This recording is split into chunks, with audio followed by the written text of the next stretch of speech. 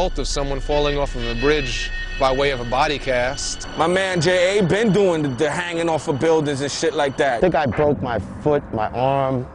I crushed 3 of the vertebrae in my spine, and I broke my hand once. Personally, it's not something that I would ever think of going out there and doing. All I could say is just, you know, don't fall.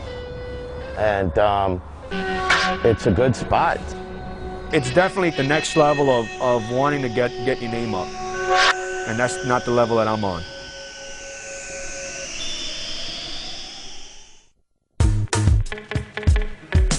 Racking is traditional, man. Back in the early 80s, in the 70s when graffiti on the subways, everybody racked their paint. The more paint you have, the more graffiti you can do. It's got to come from somewhere. You were doing so many trains. I mean, you can't buy paint. I mean, you're little, you're not buying paint. Majority of the people I came up with all grew up in the projects. We were poor. Where else am I gonna get 50 cans? Key. Racking was key. I mean, I was good at racking. And the people I knew were good. I mean, these people were stealing like other things before they started stealing paint. These were people that were like thieves. I don't think it's as much a part of the culture now as it once was. But yo, if you told somebody back in the day that you bought your paint, yo, you might as well just hang it up. Racking was always a part of the whole culture in the beginning. I've always racked my paint, and that's because it was, hard to come by, and also that's how it was supposed to be done. That's how it was taught to me. Part of the sort of excursion of graffiti writing was about going to obscure places and getting paint.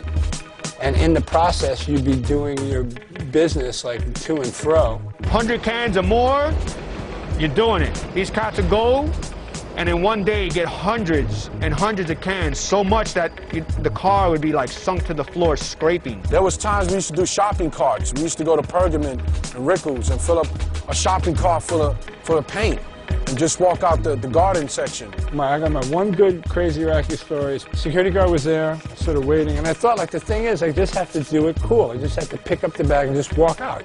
Got through the door, started to walk down the street. The guy's like, excuse me. I turn around, I'm like, yes? He's like, you dropped your wallet. Vanna Squad's full of shit. People that chase around fucking graffiti writers all day.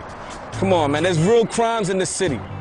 We here to get up, We ain't selling no drugs to nobody. We're not killing the community. We're beautifying the community. What they basically do, man, is they go out and they're like secret operatives, they're like undercover cops that go out and try to infiltrate and try to arrest writers. The Vandal Squad, as I knew it, was just as savvy as any graffiti artist. They were just as well versed about the history of graffiti. They knew who had beef with who and who was bombing where. And in a weird way, that kind of coexisted with writers, because you knew that they were around and you knew that they had a certain list. When we got caught, I was shown a list that actually impressed me. The same people that were at the top of their list would have been at the top of my list. Vandal Squad. Fuck them niggas.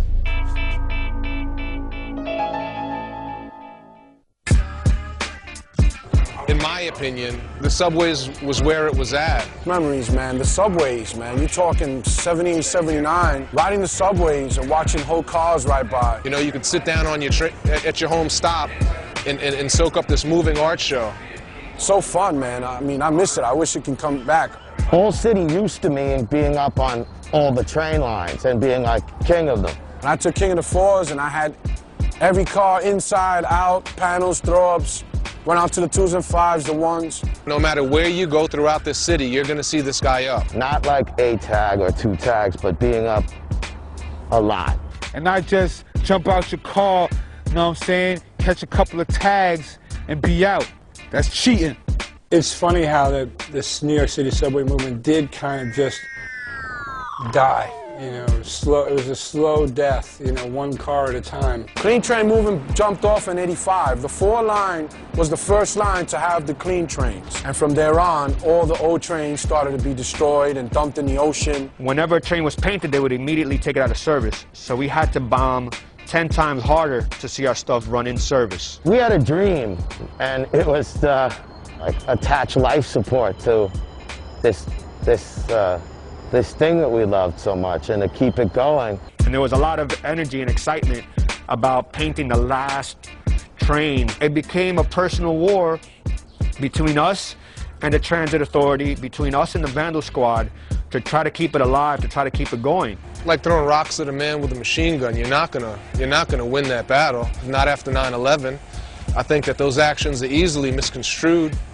You know, Code Orange has changed the way we look at a man in a tunnel with a hood over his head and a bag in his hands. They have it in control, they have it in check, and they have the money to keep it clean. And they have the new stainless steel subways.